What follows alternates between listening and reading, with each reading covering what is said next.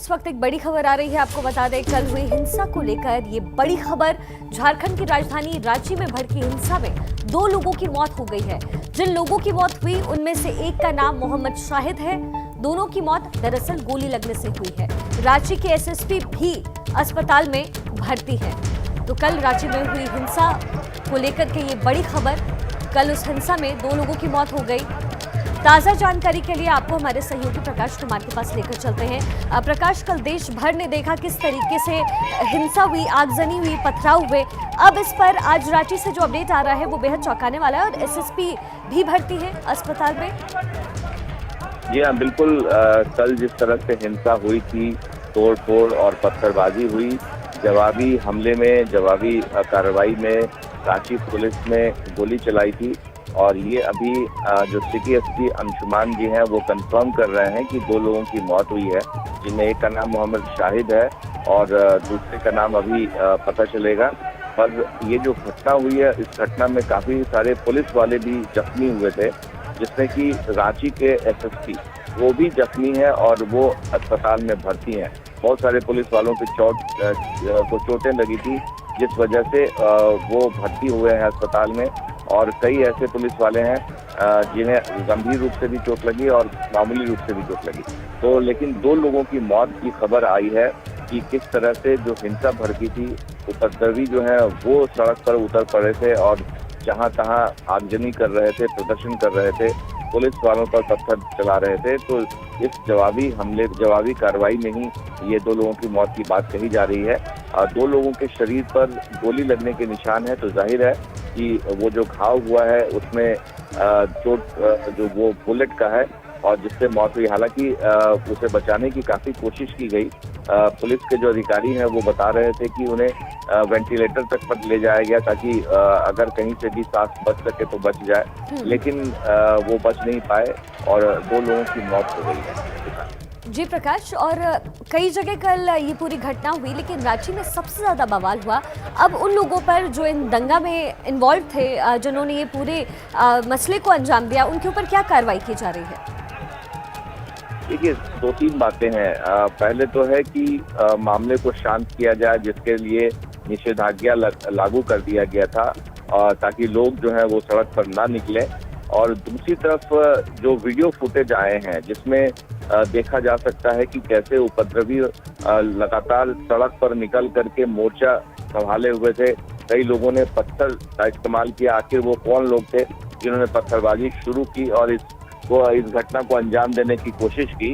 तो ये सारी चीजें हैं जिस पर पुलिस जो है वो काम कर रही है और उस काम के मद्देनजर ही इस पर देखना होगा कि जो अरेस्टिंग है वो किस स्तर पर होता है और कैसे दंगाइयों से पुलिस निपटती है। लेकिन फिलहाल इस घटना को लेकर के अब भी रांची में जो है वो तनाव है काफी ज्यादा, और खासतौर से 2 संप्रदायों के बीच इसको लेकर के काफी एक तरह से कहा जा सकता है कि कभी भी कोई घटना और उग्र ना हो, प्रदर्शन उग्र ना हो, इसको लेकर के इस रांची पुलिस की पूरी कोशिश है।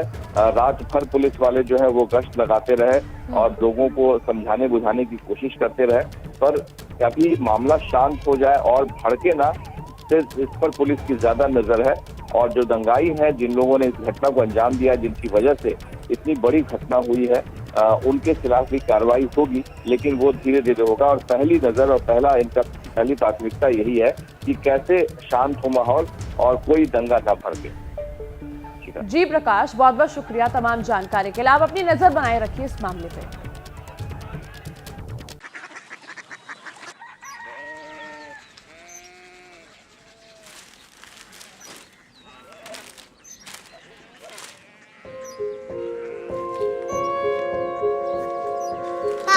बाबा कोरिया सिटी जानी ना?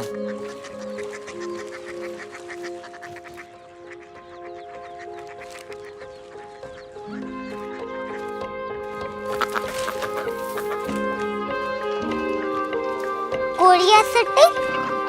हाँ।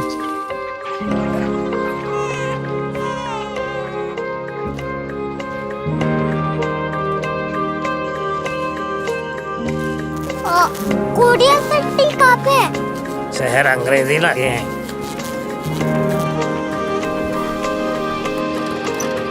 Korea city.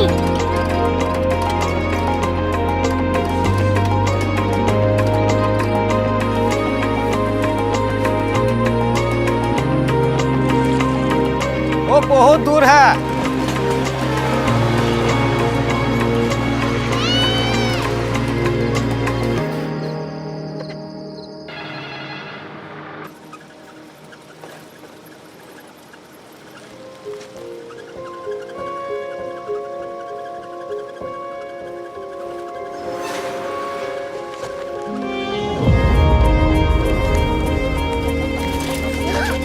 Korea city.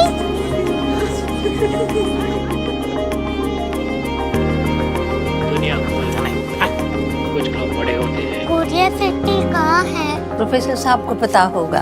हो, ये छोटा वाला ग्लोब लगता है और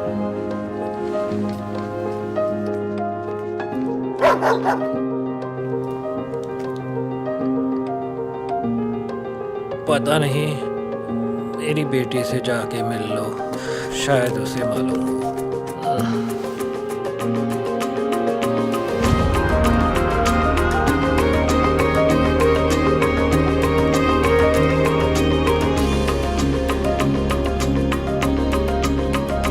हाय, बाबा ने भेजा है। Come here. Korea city. Korea city नहीं, क्यूरियोसिटी। वो क्या? That's what brought you here? जो तुम्हें यहाँ तक ले आया। क्यूरियोसिटी।